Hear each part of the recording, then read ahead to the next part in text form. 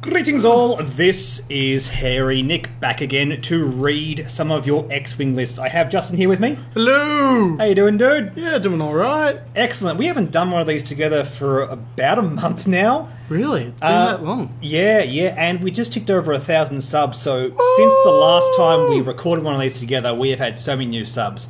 So before we jump into these lists that we're going to review, please, all of you new subs, if you have a list that you're thinking about, have a list that you want to play around with, submit it in the comments and we'll get around to it and have a chat about it at some stage, because I love reviewing lists, I love discussing lists. It's one of the coolest things about X-Wing, designing lists. Yeah, it's so much fun.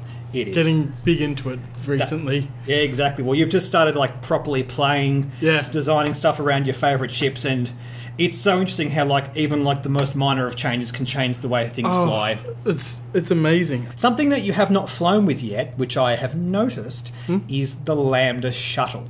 Indeed. It's something that you own, something that you've not flown with, and maybe today's group of list reviews will help give you some inspiration, because we're going to talk about the Lambda Shuttle.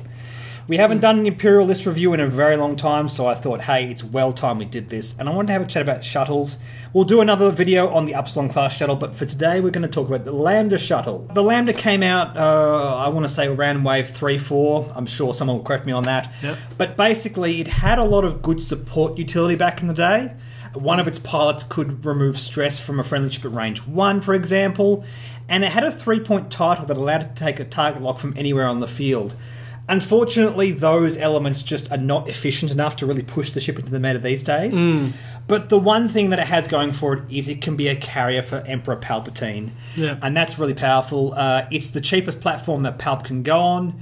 Obviously, Palpatine can go on an Upsilon class shuttle, it can go on a Decimator, but those both cost a lot more. So for under 30 points, an Omicron group pilot with Palpatine, I believe that adds up to 29 points. Yep. It's very, very competitive, and it gets Palp on the board. And indeed, all the lists that you guys submit that use the Omicron group pilot had Palpatine. And some of you had some other stuff as well, but it was all around that 30-point build just to get Palp on the board to support your other ships. Yeah, but basically sort of Palp aces to a certain extent. Pretty much. One of these lists that we're going to look at is arguably not really that sort of classic Palp aces build, but still uses Palp in the same way. Yeah. Let's dive right into these lists. Let's start with this list here by Mr. James Wade, which costs 100 points. Yep. It has an Omicron group pilot with Emperor Palpatine and collision detector. It also has Darth Vader with veteran instincts, cruise missiles, engine upgrade, TIE X1, and advanced targeting computer. Rounding out the list, we have quick draw with veteran instincts, collision detector, cruise missiles, guidance chips, and spec ops training. So first of all, look, the basic Palp build with the basic Vader build tacked on with cruise missiles. It just seems very potent. Cruise missiles with Vader is a way that has... It's a build that has made Vader relevant again. It's a build that's given serious relevancy to cruise missiles. I wasn't so sure about the car when it first came out. I actually made a whole video discussing the pros and cons of it. And it seems like on Vader, it's found a good home. The question is, has it found a good home on Quick Draw, though? I'm not so sure. Quick Draw doesn't usually take cruise missiles, but he can. I often forget that this ship actually has the missile slot. Now, Quick Draw in general loves lightweight frames, so by taking cruise missiles, you've not allowed the points to take the lightweight frame, and you have guidance chips instead. That's not necessarily a bad thing.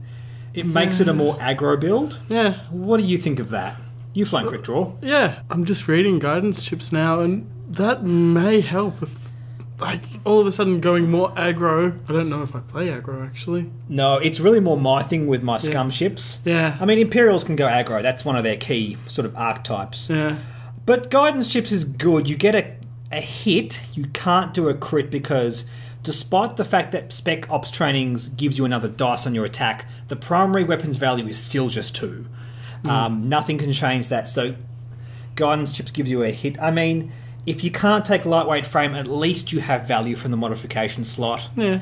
Both of these at 11? Yeah. That's kind of good. Especially at 100 points. And I just look around the list and I'm like, there's nowhere else to shave points from. If you really want the Alpha Strike with the cruise missiles, this works. They're both pilot skill 11, which is fantastic.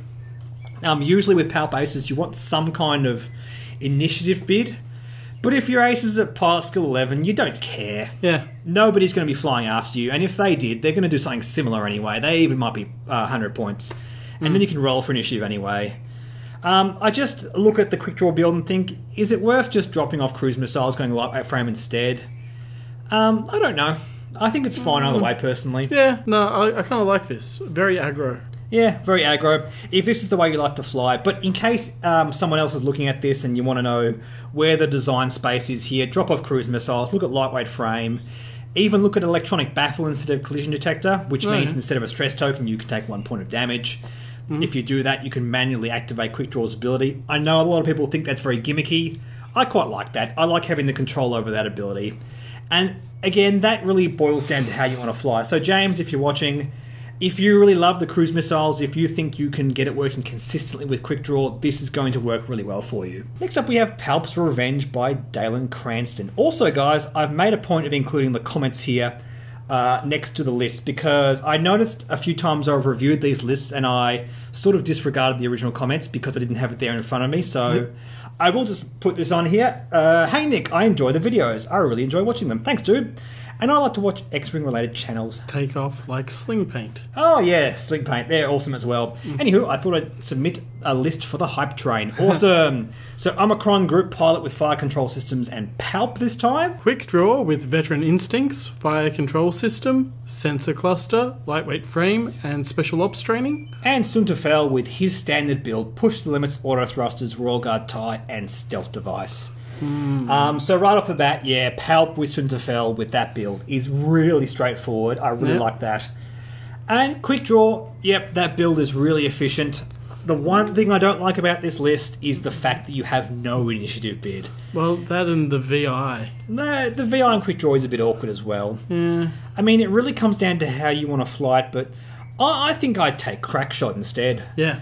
Just go for something that can push through a bit more damage. Pilot skill match with Suntafel. And honestly, to get that initiative bid, I just take off fire control systems off the shuttle.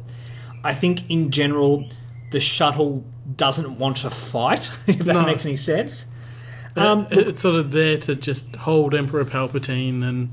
That's right. I mean, look, honestly, Dalen, that may be how you fly it. I think overall, in general, what the meta has shown us is that the shuttle, once it starts to fight, it starts to die. And fire control systems, for that reason, will give you less value. I mean, fire control systems on quick draw is fantastic. It's just straight up an awesome card in that build. Yeah. And if you dropped fire control systems from the shuttle, you could keep VI on quick draw if you want, or go crack shot. I mean, whatever you want to do. I just think if you do that, you're going to 98 points, and then Suntafel is breathing a sigh of relief. He's not getting beaten out by another list with Suntafel that has an initiative bid. Yeah. Which is quite scary for Suntafel. Yeah, Suntafel does not like that. No, not at all. So yeah, I just think that's the one little thing I'd change, but overall really solid. I love quick draw and Suntafel together.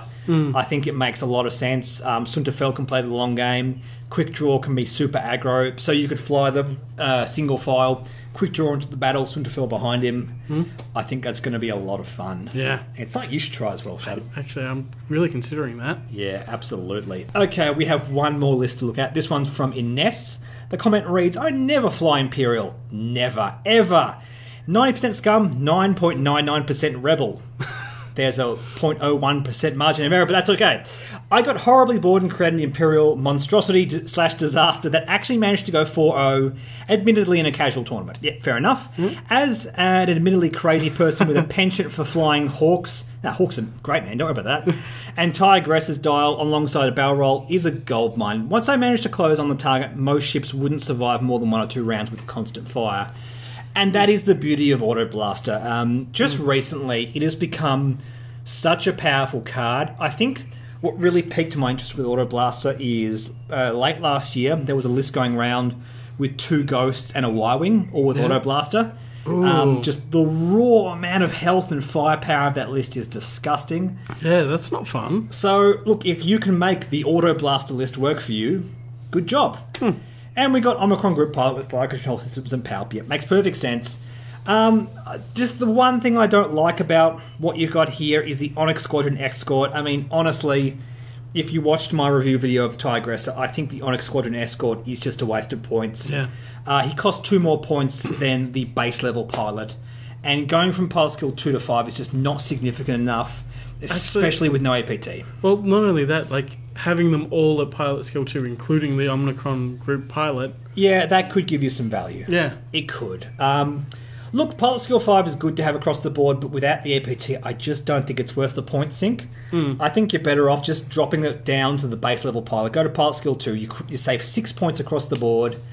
That way you can make one of the auto blasters a TLT, and even fly in 2 auto blasters together to go for the brawl, and the TLT guy out wide, and really get even more consistent damage. I like that build. That's for sure. Nice. And look, fire control system on Omicron pilot, I think it makes more sense in this list because you can just fly everything together and swarm your opponent, even with Palp. I don't think your opponent's going to target Palp first. I think they have to take off the guaranteed damage of the auto blaster. They're going to want to try and pop these aggressors one by one as fast as possible and take care of Palp last. Anyway, if I was flying against you, that's what I would do. And I just think we can get a bit more value if we actually just drop down everything to pilot skill 2. Pilot skill matching in itself has a lot of value. Look, pilot skill 5 is relevant. I'll give you that. And honestly, if you're watching this video, please comment and tell us, has this pilot skill 5 proven relevant in the games you've played with it? Are you coming up against like your generic defenders or Kirax fighters or your TIE bombers? I suppose it depends very much what's in his meta as well. Oh, absolutely, absolutely. And look, I'm not going to say that it's absolutely the worst thing to do. I just look at that and go, 2 points, it doesn't buy you an APT, it's not worth it. If it bought you an APT and you could put trick shot across the board on these, yes. Oh, no, don't do that. No. That's bad. Yeah, just stuff like that. That would make it worth it in my eyes, without question. But you've got to ask yourself, is the pilot skill 5 really worth it? I think probably not, but look, Ines, if you're watching, answer in the comments, what do you think about that? Because I think that's actually something that is worth talking about. But looking specifically at the Lambda Shuttle in this list with Palp, I don't know, is Palp getting a lot of value out of this list? You can Palp a hit on those auto blasters, and that might be the difference between killing a ship. And I will say I like the interaction with Palp on lightweight frame. Yes. Because you get to roll 2 dice. If you only need 1 result, for example, you can roll those 2 dice first and then decide to Palp the 3rd if you want. There's a bit more efficiency, there's a bit more... It's almost like the less dice you roll over and over again, the more value you get out of Palp, because you have a better idea about the kind of impact it's going to have on the results. The less dice you roll, the more you can fix the variance. Definitely. And I like that. I like the interaction with Palp and lightweight frame. With the Palp nerf that happened early in the year, I think it's one of the things keeping him relevant. And honestly, with this new FAQ, with Guns for Hire, giving scum players more sort of dodgy, sort of dogfighter kind of ships and less just cheaty damage, it actually offers more relevancy to Palp. And that's something that's weird. A lot of players look at, say, Guns for Hire and go, but that's kind of what the Imperials do. The Imperials want to be those sort of brawly dogfighters that have those insane maneuvers.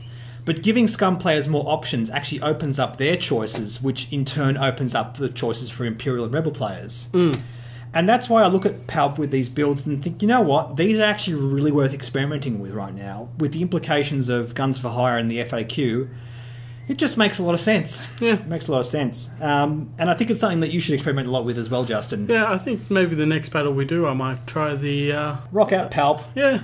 Honestly, I look at the Lambda class shuttle and I can't see much value in it beyond Palp.